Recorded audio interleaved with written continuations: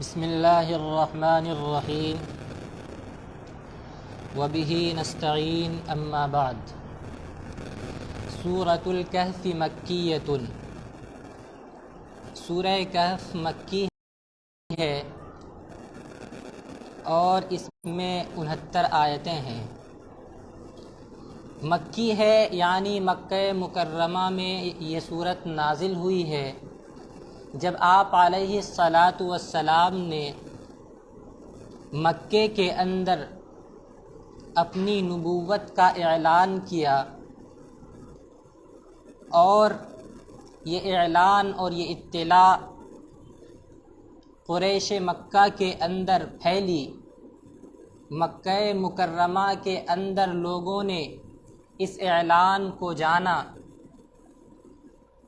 تو ان کو یہ عجیب سا معلوم ہوا کہ اچانک ایک شخص ہم میں سے ہی اٹھا اور یہ کہتا ہے کہ میں اللہ کا نبی ہوں، تم میری پیروی کرو۔ مکہ مکرمہ کے پڑوس میں مدینہ منورہ تھا جس کا قدیم نام یثرب ہے۔ تو سرداران قریش، سرداران مکہ نے یہ فیصلہ کیا کہ چونکہ یثرب کے اندر یہود رہتے ہیں اور وہ پرانی کتاب، قدیم کتاب یعنی تورات و انجیل کے عالم ہیں، اس لیے ہمیں ان سے معلوم کرنا چاہیے کہ آیا یہ جو نبوت کا دعویٰ کر رہے ہیں یہ اپنی نبوت میں صادق ہیں، سچے ہیں یا جھوٹے ہیں۔ تو سرداران مکہ نے اپنوں میں سے 2 سردار کو منتخب کیا، ان میں سے ایک نضر ابن الحارث ہیں اور دوسرے عقبہ ابن ابی المعیط ہیں۔ ان دونوں کو منتخب کر کے بھیجا کہ جاؤ اور علماء یہود سے پوچھو کہ یہ جو نبوت کا دعویٰ کر رہے ہیں یہ اپنی نبوت میں کہاں تک سچے ہیں۔ یہ دونوں سردار یثرب پہنچے اور انہوں نے علماء یہود سے پوچھا کہ ہمارے یہاں ایک شخص نبوت کا دعویٰ کرتا ہے، ہم یہ کیسے جانیں کہ یہ اپنی نبوت کے دعوے میں سچا ہے؟ انہوں نے بتلایا کہ تم ان سے 3 سوال کرو،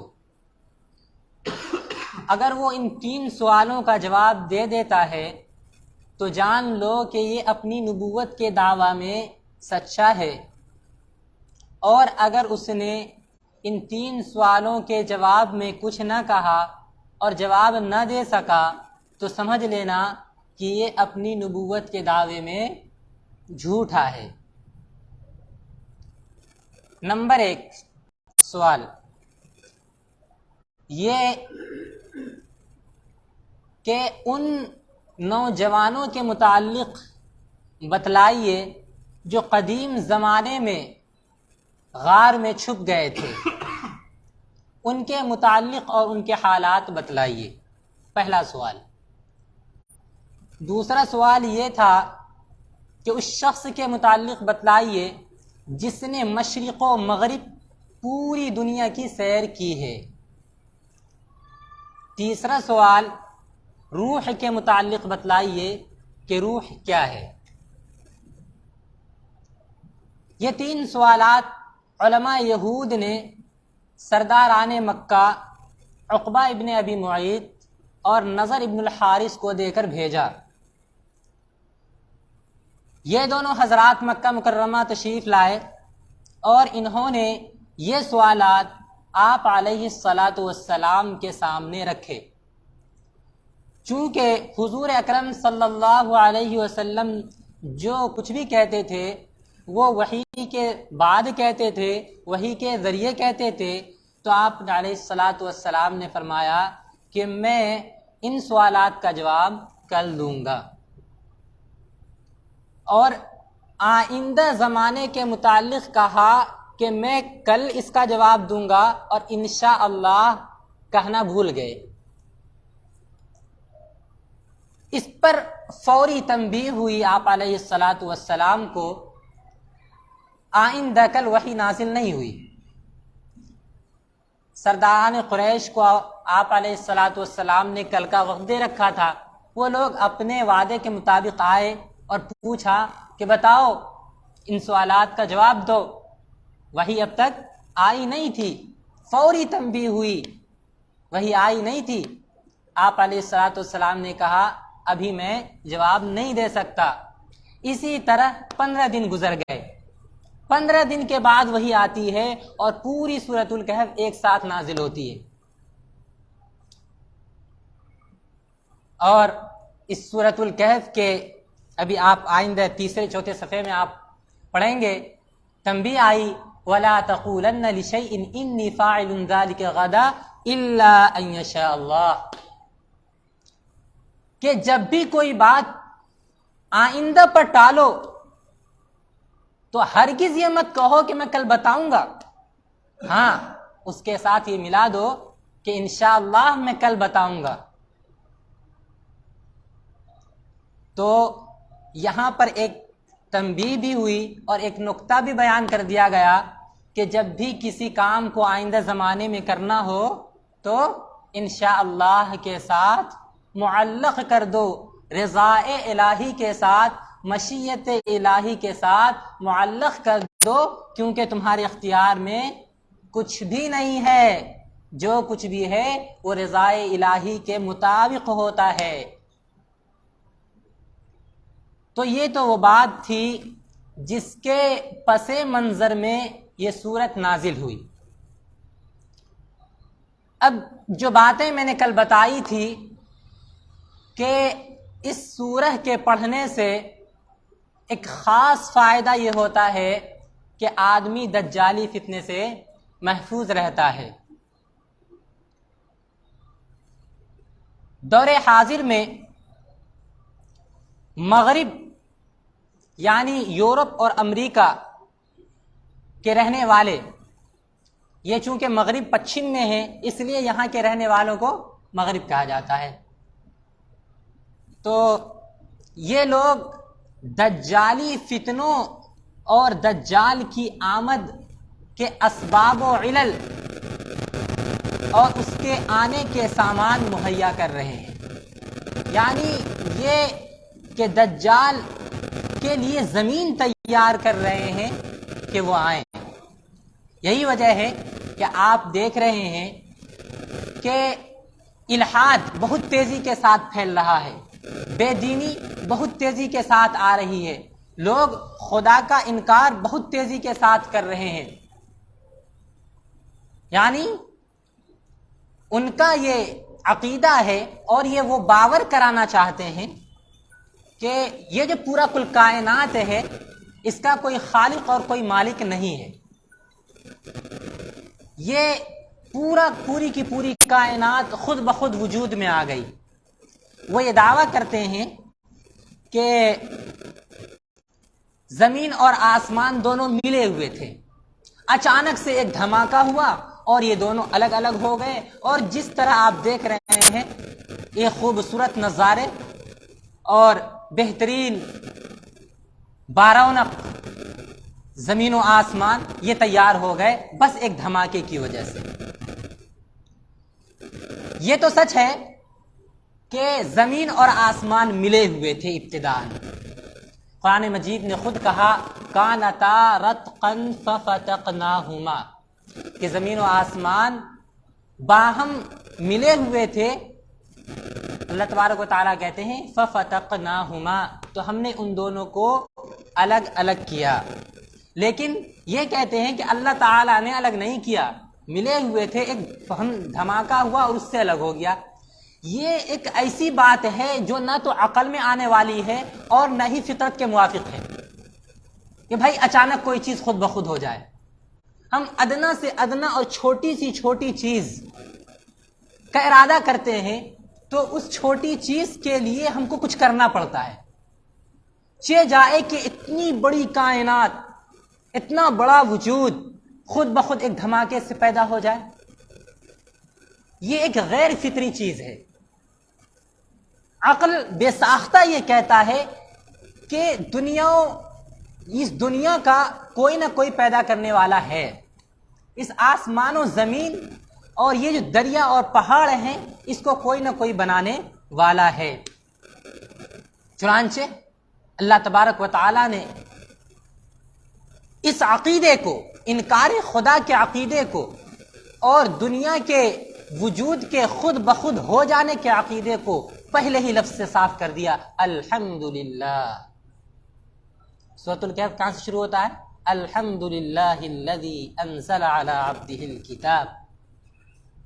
یہ جو تمہارا عقیدہ ہے کہ دنیا کا کوئی پیدا کرنے والا نہیں ہے، یہ تمہارا عقیدہ درست نہیں ہے. تمام تعریفیں اللہ کے لیے ہے. الحمدللہ تمام تعریفیں اللہ کے لیے ہے. الذی انزل علی عبدہ الکتاب، اس اللہ کے لیے ہے جس نے اپنے بندے کے اوپر کتاب اتاری. اور یہ کتاب کون سی ہے؟ یہ کتاب قرآن مجید. آگے کہا وَلَمْ يَجْعَلْ لَهُ عِوَجًا، اس کتاب میں ذرہ برابر بھی خامی نہیں ہے. قیماً، بالکل سیدھی سیدھی ہے. یعنی یہ ہے کہ یہ قرآن ایسا ہے، یہ کتاب ایسی ہے، اس میں نہ تو کوئی خامی ہے نہ کوئی کجی ہے. یہ قرآن بالکل سیدھی سیدھی ہے اور یہ اپنے پڑھنے والے کو، اپنے ماننے والے کو سیدھی راہ بھی دکھاتی ہے، سیدھی راہ پر رکھتی ہے، سیدھی راہ چلاتی ہے. لِيُنذِرَ بَأْسًا شَدِيدًا مِّن لَّدُنْهُ، یہ کتاب ایسی ہے، یہ کتاب اللہ تبارک و تعالی نے اتاری ہے اس لیے تاکہ اپنے پاس سے لوگوں کو ایک سخت عذاب سے ڈرائے. اب دیکھیے، لِيُنذِرَ سے یہ بتلانا شروع کر دیا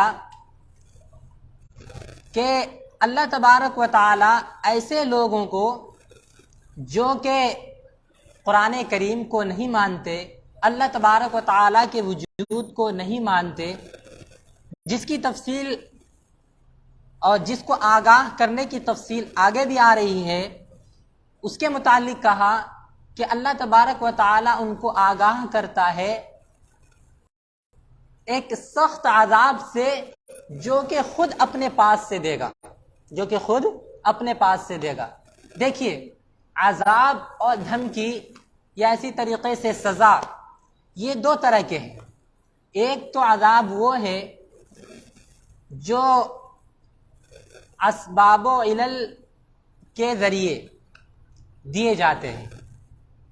مثلا مجھ کو کسی کو سزا دینی ہے تو ڈنڈا چاہیے اس کو پیٹنے کے لیے، یا اگر آگ میں رکھنا ہے تو آگ جلانی پڑے گی، لکڑی چاہیے اس کو آگ میں ڈالنے کے لیے، یا پھانسی دینی ہے تو اس کے لیے بھی کچھ سبب چاہیے. لیکن اللہ تبارک و تعالی کسی بھی سبب کا محتاج نہیں ہے. تو جو شخص اسباب و علل کے ذریعے سزا دے گا تو اسباب و علل چونکہ فانی ہے، ختم ہو جانے والی چیز ہے، تو جو سزا اسباب و علل کے ذریعے ہوگی وہ سزا بھی ختم ہو جانے والی ہوگی، فانی ہوگی. لیکن اللہ تبارک و تعالیٰ کسی سبب کا محتاج نہیں ہے. تو اللہ تبارک و تعالیٰ یہ کہہ رہے ہیں من لدنہ، اپنی طرف سے سزا دیں گے تو وہ سزا بھی ختم ہونے والی نہیں ہوگی، باقی رہنے والی ہوگی. گویا یہ بتا دیا کہ اللہ تبارک و تعالیٰ جو سزا دے گا وہ سزا ہمیشہ ہمیشہ رہے گی. سمجھ میں آ رہی بات؟ جو سزا اللہ تعالیٰ دے گا وہ ہمیشہ ہمیشہ رہے گی. آگے کہا وَيُبَشِّرَ الْمُؤْمِنِينَ الَّذِينَ يَعْمَلُونَ الصَّالِحَاتِ أَنَّ لَهُمْ أَجْرًا حَسَنًا۔ تو یہ تو ان لوگوں کے متعلق کہا جو کہ نافرمان ہیں، لیکن جو لوگ مومن ہیں، نیک عمل کرتے ہیں، ان کو خوشخبری دے دو۔ وَيُبَشِّرَ الْمُؤْمِنِينَ، اور خوشخبری دے ان لوگوں کو جو مومن ہیں اور نیک عمل کرتے ہیں، کس چیز کی؟ أَنَّ لَهُمْ أَجْرًا حَسَنًا، کہ ان کے لیے بہترین اجر ہے، ان کو بہترین اجر ملنے والا ہے۔ اب دیکھیے یہاں پر جو لوگ فرما بردار ہیں، اطاعت گزار ہیں، ان کے متعلق کہا کہ ان کے لیے بہترین اجر ہے، اور یہ اجر کہاں سے ملے گا؟ یہاں بھی وہی ہے، من لدنہ، اللہ تبارک و تعالیٰ کی طرف سے ملے گا۔ تو جو نعمت اسباب و علل کے ذریعے آتی ہے، اسباب و علل فانی ہیں، ختم ہو جانے والے ہیں، تو جو نعمت اسباب و علل کے ذریعے آ رہی ہے وہ نعمت بھی فانی ہوگی، اور جو بغیر اسباب و علل کے آ رہی ہے، اللہ تبارک و تعالی جو نعمتیں دے رہے ہیں وہ بھی کیا ہوگی؟ ختم نہ ہونے والی ہوگی، ہمیشہ ہمیشہ رہنے والی ہوگی۔ ماکثین فیہ ابدا، وہ اس میں ہمیشہ ہمیشہ رہیں گے، ان نعمتوں میں ہمیشہ ہمیشہ رہیں گے۔ وَيُنذِرَ الَّذِينَ قَالُوا اتَّخَذَ اللَّهُ وَلَدًا۔ اب دیکھیے اوپر بیان کیا تھا نا کہ ان لوگوں کے لیے سخت عذاب ہے، لِيُنذِرَ بَأْسًا شَدِيدًا مِن لَدُنْهُ۔ یہ اس کی تفسیر آگے آ رہی ہے کہ کون لوگ ہیں جن کو آگاہ کیا جا رہا ہے، جن کو دھمکی دی جا رہی ہے۔ ان کے متعلق آگے بتایا کہ وہ لوگ ہیں، اور آگاہ کریں ان لوگوں کو جنہوں نے کہا کہ اللہ تبارک و تعالیٰ نے بیٹا بنا رکھا ہے، اللہ تبارک و تعالیٰ نے اولاد بنا رکھی ہے۔ ما لہم بہ من علم ولا لآبائہم، وہ لوگ جو یہ بات کہہ رہے ہیں کہ اللہ تبارک و تعالیٰ نے بیٹا بنا رکھا ہے، اولاد بنا رکھی ہے، نہ تو خود ان کے پاس کوئی اس کا علمی ثبوت ہے اور نہ ہی ان کے باپ دادوں کے پاس اس کا کوئی علمی ثبوت تھا۔ کبرت کلمۃ تخرج من افواہہم ان یقولون الا کذبا، بڑی سنگین بات ہے جو وہ اپنے منہ سے کہہ رہے ہیں، یہ تو صرف جھوٹ ہی بول رہے ہیں۔ اب دیکھیے اس ٹکڑے کے اندر اللہ تبارک و تعالیٰ نے یہ بتلا دیا کہ یہ سخت سزا کن لوگوں کے لیے ہے۔ ان لوگوں کے لیے ہے جنہوں نے اللہ تعالیٰ کے لیے اولاد بنا رکھی ہے۔ اولاد کن لوگوں نے بنا رکھا ہے؟ وہ قرآن مجید نے کسی دوسری جگہ خود کہہ دیا 10ویں پارے میں، وقالت اليہود عزیر ابن اللہ وقالت النصارى مسیح ابن اللہ۔ یہود کہتے ہیں کہ عزیر اللہ کے بیٹے ہیں، اور نصارہ کہتے ہیں کہ مسیح اللہ کے بیٹے ہیں۔ تو گویا بتا دیا کہ اولاد جن لوگوں نے اللہ کے لیے مان رکھی ہے وہ کون لوگ ہیں؟ یہود و نصارہ ہیں۔ یہود و نصارہ نے اللہ تبارک و تعالیٰ کے لیے اولاد بنا رکھی ہے۔ اب دیکھیے یہود و نصارہ کہاں ہیں؟ اس کی بیشتر آبادی یورپ میں ہے، امریکہ اور روس وغیرہ کی طرف ہے، اور یہی وہ لوگ ہیں جو مسیح دجال کے آنے کا راستہ ہموار کر رہے ہیں۔ یہی وہ لوگ ہیں جو انکار خدا پر لوگوں کو آنے کے لیے آمادہ کر رہے ہیں، اور یہ باور کراتے ہیں کہ اللہ تبارک و تعالی کوئی چیز نہیں ہے، اللہ تبارک و تعالی کا انکار کرتے ہیں، اس جہان کے خالق کا انکار کرتے ہیں۔ تو یہاں صاف واضح کر دیا کہ یہ وہ لوگ ہیں جنہوں نے اللہ تعالیٰ کے لیے بیٹا بنا رکھا ہے، اللہ تبارک و تعالیٰ کی اولاد بنا رکھا ہے۔ آپ علیہ الصلوۃ والسلام ان کی یہ باتیں سن کر کے بہت زیادہ رنجیدہ ہوتے تھے، علم رسیدہ ہوتے تھے، کبیدہ خاطر ہوتے تھے، بہت زیادہ دکھ ہوتا تھا کہ ہم اللہ تبارک و تعالیٰ کا کلام سناتے ہیں، اللہ تبارک و تعالیٰ کی راہ کی طرف بلاتے ہیں، نجات کی راہ اللہ کی طرف بلاتے ہیں، جنت کی طرف بلاتے ہیں، دوزخ سے ڈراتے ہیں، لیکن یہ لوگ ہیں کہ اللہ تبارک و تعالیٰ کو نہیں مانتے، جنت اور دوزخ کو نہیں مانتے، مرنے کے بعد دوبارہ زندہ ہونے کو نہیں مانتے ہیں۔ اس سے آپ علیہ السلام بہت زیادہ رنجیدہ ہوتے تھے۔ تو اگلی آیت میں اللہ تبارک و تعالی آپ علیہ السلام کو تسلی دے رہے ہیں، فَلَعَلَّكَ بَاخِعُ نَفْسَكَ عَلَىٰ آثَارِهِمْ إِن لَّمْ يُؤْمِنُوا بِهَٰذَا الْحَدِيثِ أَسَفًا۔ اب اگر یہ لوگ قرآن مجید کی اس بات پر ایمان نہیں لائیں گے تو ایسا لگتا ہے کہ آپ اپنی جان کو ان کے پیچھے افسوس کر کر کے گھلا بیٹھیں گے۔ ایسا نہ کیجئے، اپنی جان کو ان کے پیچھے نہ کھپائیے۔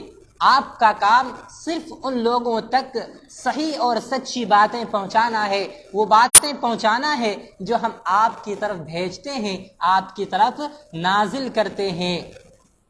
اِنَّا جعلنا ما على الارض زینة لها لنبلوهم ایہم احسن عملا۔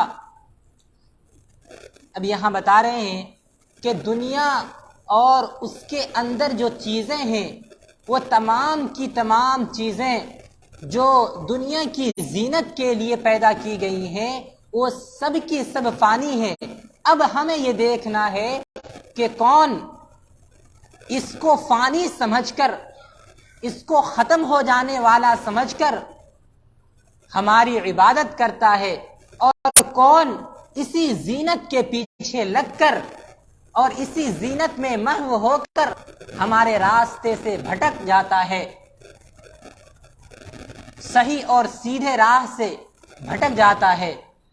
دنیا امتحان گاہ ہے، یہ ایک امتحان ہال ہے کہ کون اس زینت کے پیچھے پڑ جاتا ہے اور کون اس زینت کو فانی سمجھ کر اللہ تبارک و تعالی کی طرف جاتا ہے۔